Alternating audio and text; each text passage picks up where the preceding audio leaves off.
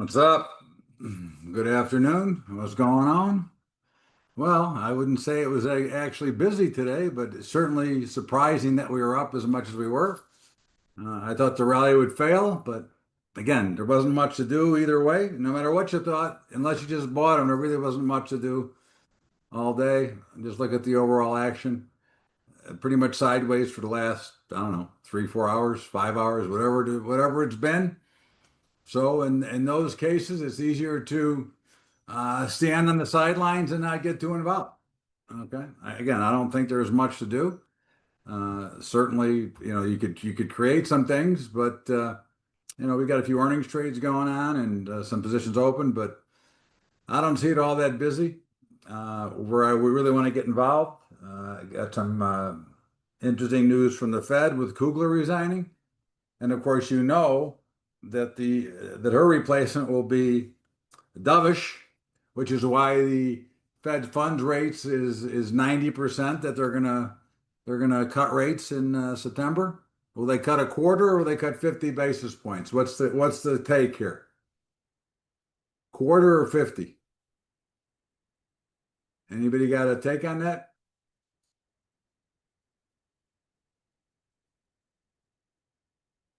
Anyone? Bueller? Bueller? Quarter? Okay. Uh, No clue. Me neither. I don't know what the hell they look. I just wish they would let the free markets trade, and then we would know because I'm sure that any of you who have borrowed money are not getting those preferred rates no matter what. Okay. So it's like, why don't they just let the free markets trade it? Okay. It doesn't make a lot of sense, but what are you going to do? Okay. Um, and it's interesting. The Fed's got all kinds of gauges that they don't use them anyways. So is the Fed really just a government organization in disguise?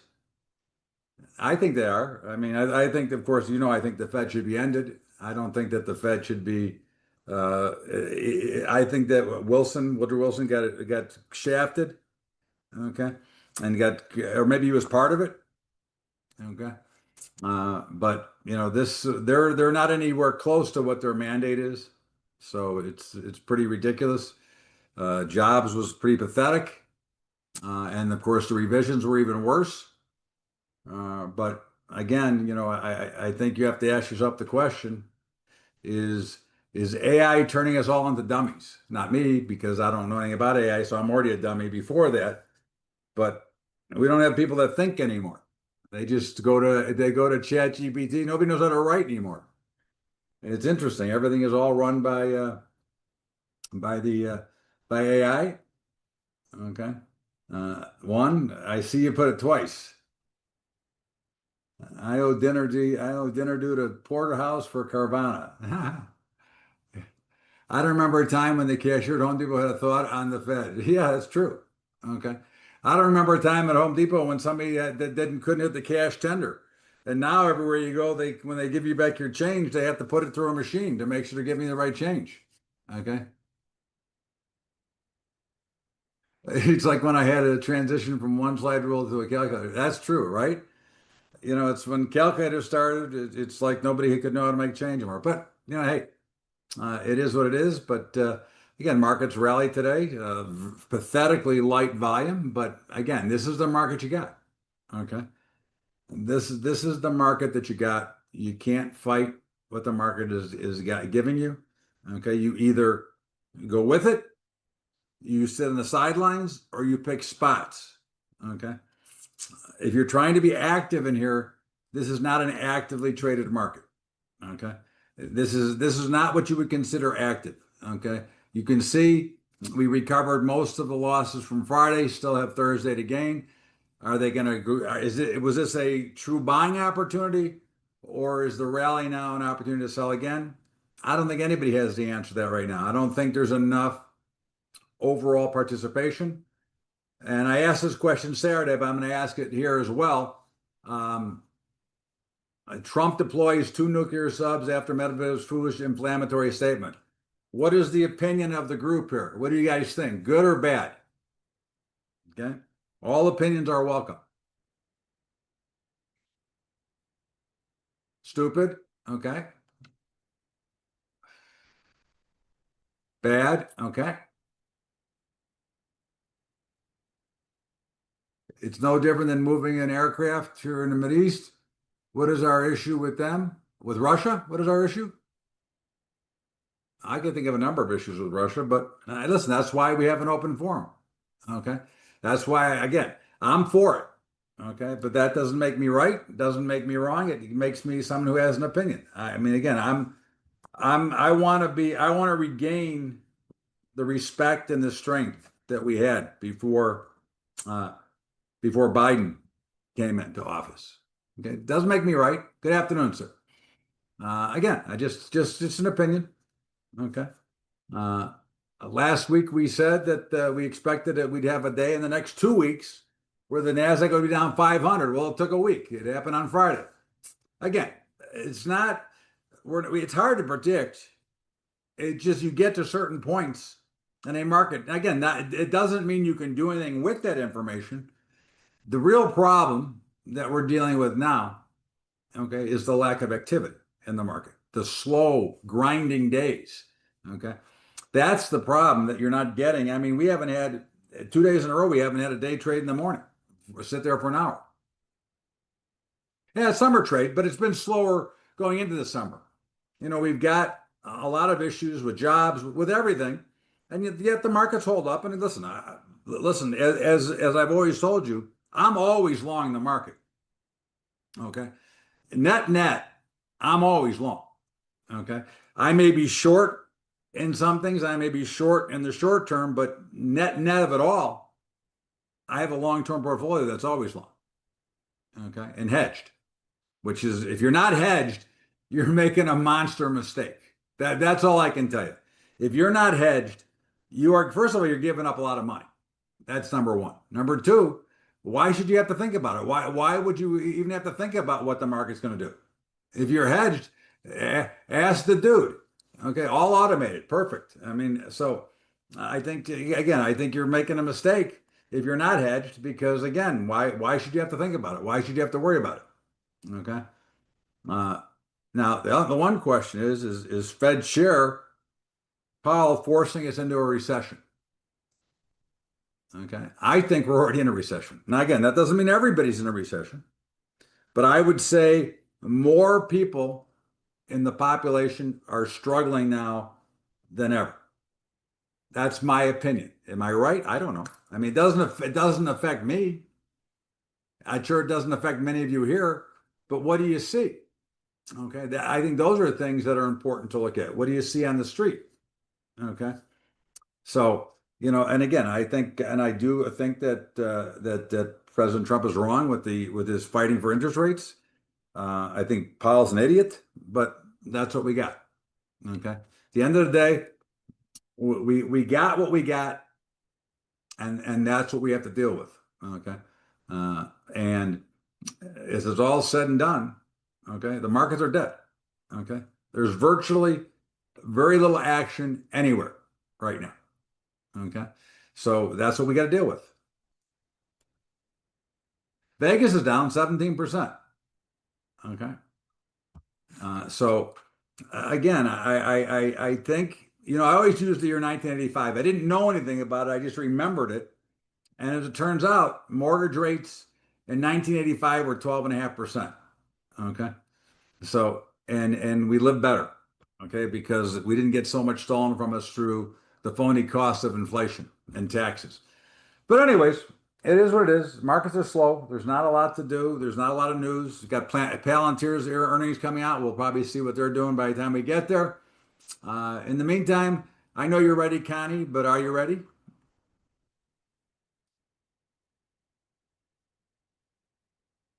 Okay. So the dollar, they tried to talk to me on Friday about the dollar, when I was on Fox, and I go, hey, the dollar is just up because it was oversold. They had a little rally, they spiked rally, and now it's falling down. Okay. What's the big deal? I mean, this is a normal market. It's still relatively in a downtrend. Okay. The only thing we have now is we have a new resistance level at a buck, back at par again. I think you're 98 to a dollar. Okay. That's all. I mean, does anybody see anything unusual in this chart. And that's, so, the news, they always want to make it something when it's really nothing. Okay. That's the point. It's really nothing. It's a normal chart. I mean, look at a chart that's wild. Yeah, then you can say something. But this is just a normal chart. The market finally rallied. It broke out. It came right back down to support, which is right where we're at, 98 to a buck. The euro currency had a pretty down week last week. A little bit of a bounce here. I would say that you're looking at 117 as resistance. And again, this has to be 114 and change. We'll just make it 114. But 114 and change has got to be support. Why is that support? Does anybody know why that's support? Where I drew that line, does anybody know why that is?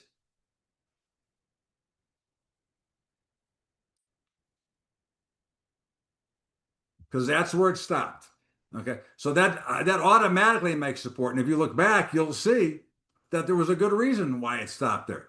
But that's where it stopped. So that has to be where buyers came in. Okay, so when you're looking at a chart, you don't have to get too fancy. When it starts to slow and you have a reason to either buy or sell, it doesn't matter which side.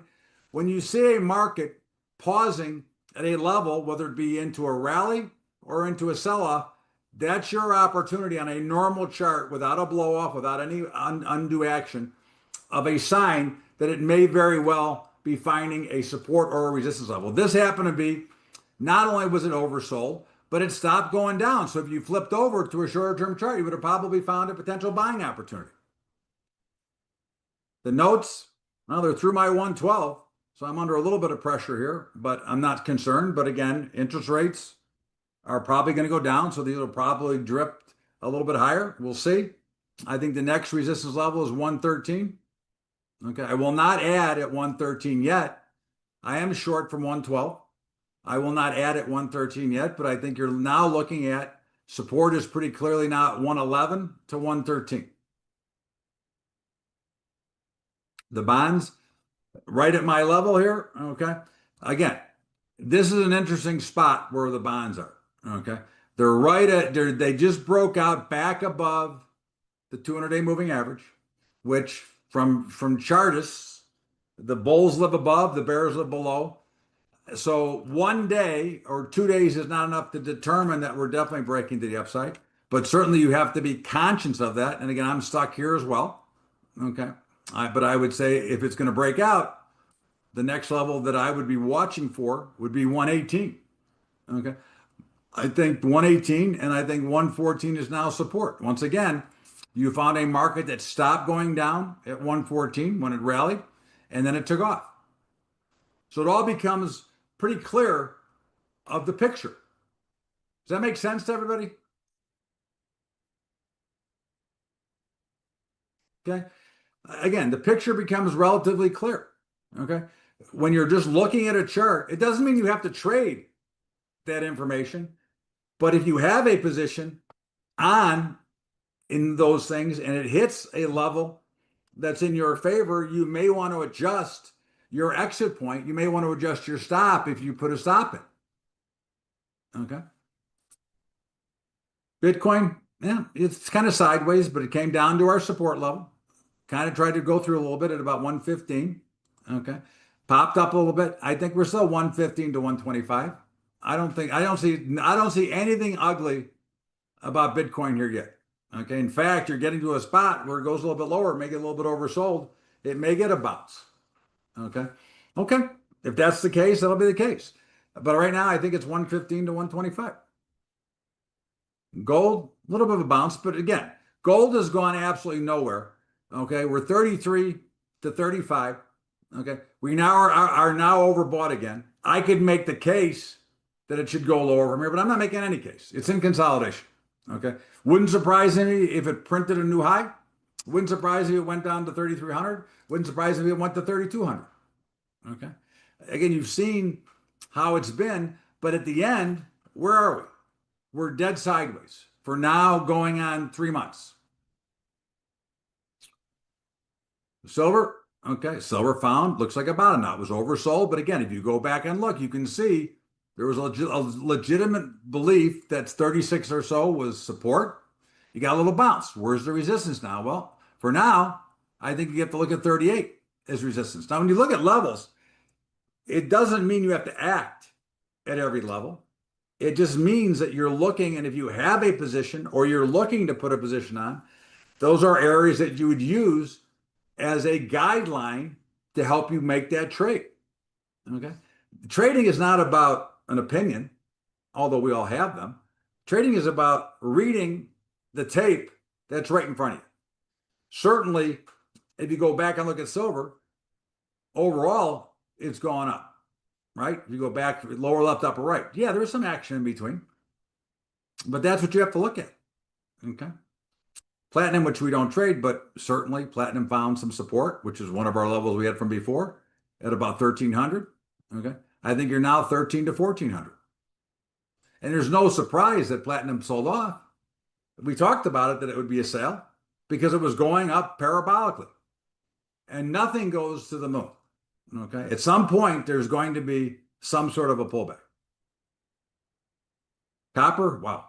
Now this is an anomaly chart, right? This is a blow off to the downside. Okay. You had the blow off that recovered right away, so you had no chance to participate there, but you got another big kick in the ass. Okay. Well, there's our support at 430. Okay. But certainly if you'd have bought at 431, 432, that'd have been the right trade if you wanted to participate. This is nothing go, this indeed may go lower, but for today, right now, I'd say 430 to 460.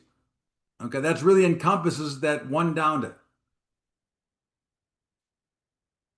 Grains are absolutely pathetically dead. They're all at the bottoms. They're all oversold. They've been oversold for quite a while. Look, at the end of the day, I think 510 is an area I will probably gamble at 510 and buy them in wheat. Okay, I think it's 510 to 530. But I am certainly looking for a spot to snag something, some of these grains down here, because I just don't see much lower. I think the risk in the grain markets right now is on the short side. Doesn't mean they won't go down. Okay. But if you weigh out the risk versus the reward, okay, I think the risk is by being short instead of being long. Okay. Anyways, 510 to 530. Corn, again, hovering along the bottom here, 387, I guess that's support. That's a low. I mean, it's still going down, but 387, 386, somewhere around there, and still 410. Okay. Now, obviously, the weather has been going up. There's been no fundamental news that would push corn higher. Okay.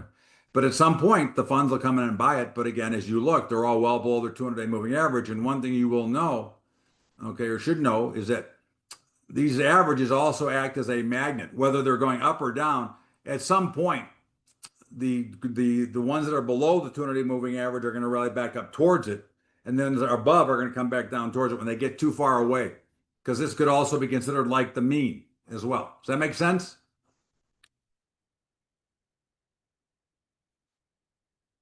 Now, of course, the problem with that thesis is that when is it going to happen? That I don't know. That's the problem. When you have a lack of activity in a market, it's hard to put try to time into a market of when that's going to happen. So what you have to do in positions like this, if you were to buy corn, you have to recognize that your risk is $19,000 if it goes to zero. Now, I don't think corn's going to zero, but it's $19,000. What risk are you willing to take to hold on to it? Okay. Most farmers will hold on, they'll put it in the silos and hold on to it forever. Okay, it's like a bank account. Soybeans, same thing. Now they had a little bit of a bounce there, but they've been down almost every day. But here we are. Okay. I think you're probably looking at, I think 980 is probably a reasonable level to buy. And 1020 is clearly resistance, which is right at the 200-day moving average. Cattle, again, continues. One big down day and they just keep going up. Now, again, they've artificially shorted cattle. And I mean, the herd itself. Again, I'd like to know who's buying all this cattle, who's buying all this steak based on what's going on in the economy and whatever. But hey, look, we're not going to fight it. We fought it earlier. Okay, made a couple of trades. One worked, one didn't work. Hey, that's it. You don't fight something that is when there's no activity. Okay, when there's no action and there's no volume, there's no reason to fight it. Okay, in either direction. Okay, you have no percentage to try to outguess the market when there is no action. Okay, because without speed, without the markets moving, it's hard to be right. And if you are right, it's hard to make any real money. Remember, when we take risk, okay, we're looking to make real money. Okay. In the meantime, 220. I'm going to give you 220 to 228, pretty much same as last week. Feeders, which I don't trade, but there's still 330 to 340. Hogs, I'm going to switch over to October. Hold on. Let's just give you October now since we're getting to that point.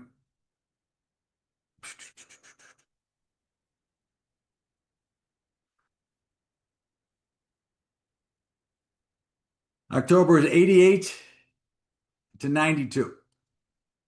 And again, there's not much action. There's not much excitement in the market. So it's really hard as a trader to want to get excited about what's going on. I mean, the activity is virtually nil. Natural gas, okay, I did buy it today.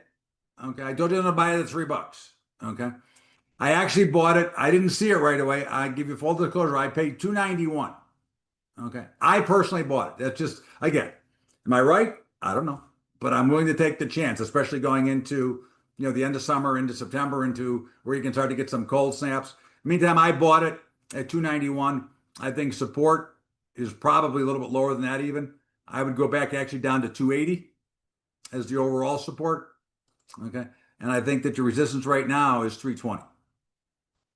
Okay. But again, full disclosure, I always say what I do. I did buy it. Okay.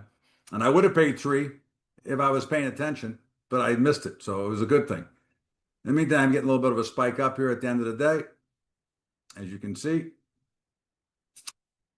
And crude oil got through our 68, got to our 70, and bang, came right back down. Okay. And of course, this is what we expected. Okay. I did sell it at 68 as I said I would.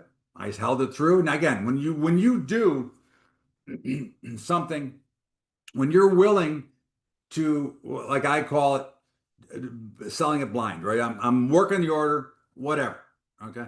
Like the captain's posted in the room a number of trades in the NASDAQ that he's working those orders.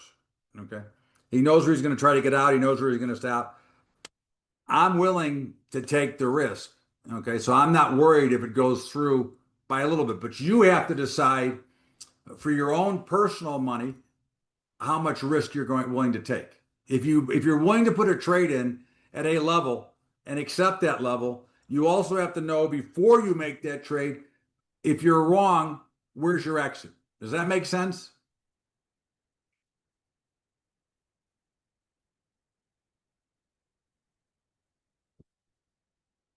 Okay, that's what you have to be prepared for. Now, I don't set an exit because I'm not concerned about it.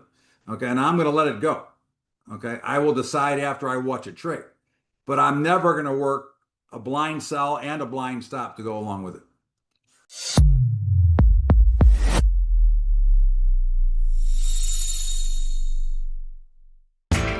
You know how the financial world goes. Here comes the buzzkill. Please make sure to take some time to read this boring disclaimer. We will owe you one.